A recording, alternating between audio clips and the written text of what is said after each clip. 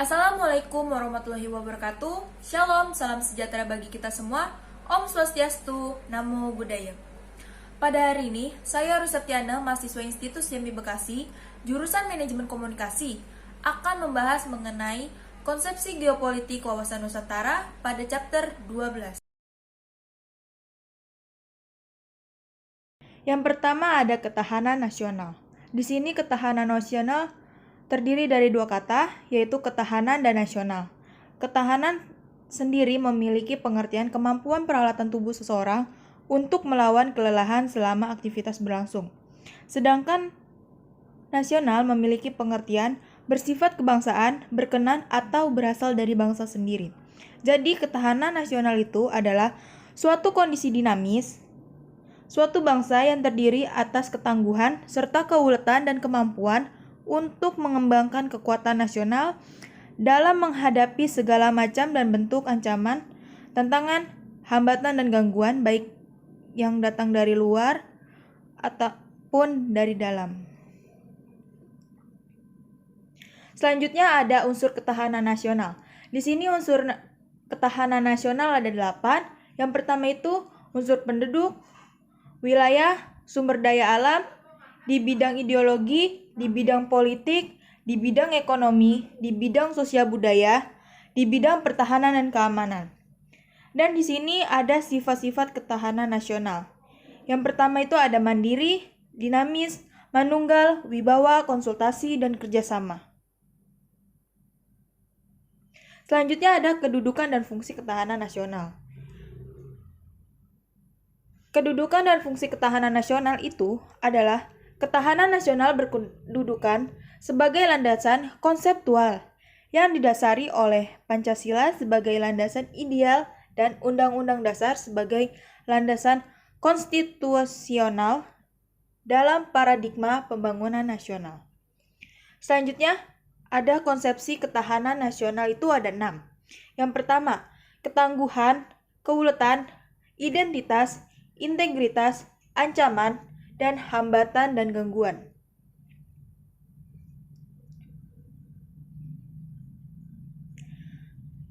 Selanjutnya ada asas ketahanan nasional. Di sini asasnya ada 4. Yang pertama kesejahteraan dan keamanan. Yang selanjutnya ada mawas ke dalam dan mawas keluar. Yang ketiga ada asas kekeluargaan.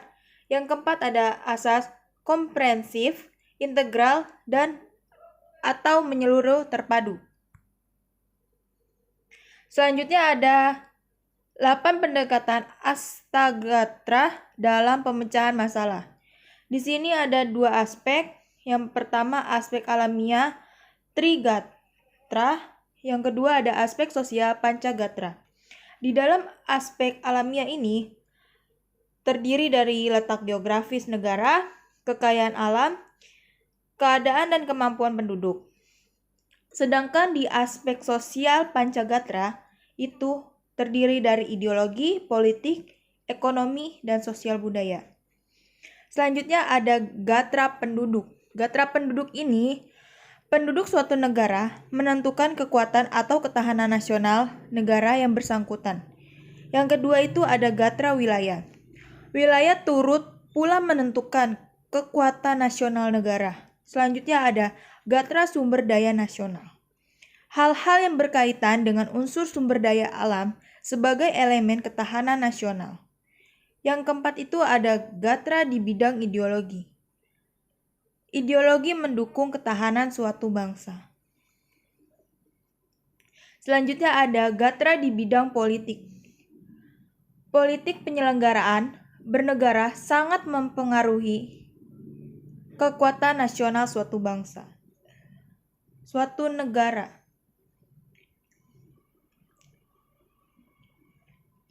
Yang keenam itu ada gatra di bidang ekonomi.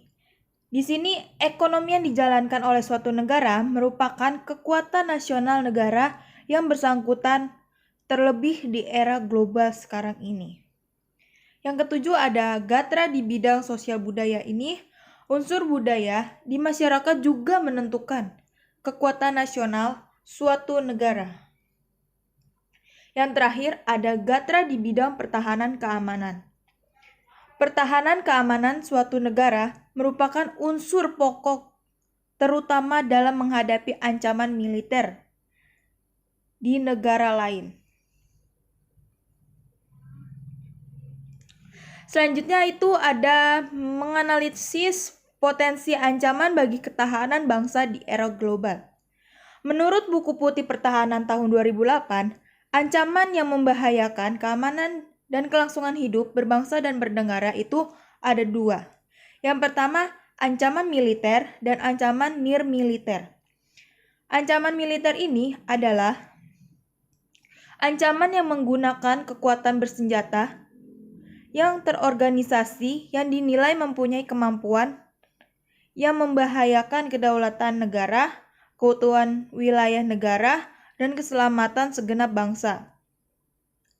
Ancaman militer ini dapat berupa agresi, pelanggaran wilayah, pemberontakan bersenjata, sabotase, spionase, aksi teror bersenjata, ancaman keamanan laut dan udara, serta konflik komunal. Sedangkan ancaman nirmiliter adalah ancaman yang menggunakan faktor-faktor nirmiliter yang dinilai mempunyai kemampuan yang membahayakan kedaulatan negara, keutuhan wilayah negara, dan keselamatan segenap bangsa. Ancaman nirmiliter dapat berupa bentuk ancaman berdimensi ideologi, politik, ekonomi, sosial budaya, teknologi dan informasi, serta ancaman yang berdimensi keselamatan umum. Oke teman-teman, itu saja yang dapat saya sampaikan. Mohon maaf apabila ada kesalahan kata atau kekurangan dalam menyampaikan materi. Sekian dari saya. Wassalamualaikum warahmatullahi wabarakatuh. Shalom, salam sejahtera bagi kita semua. Om Swastiastu, Namo Buddhaya.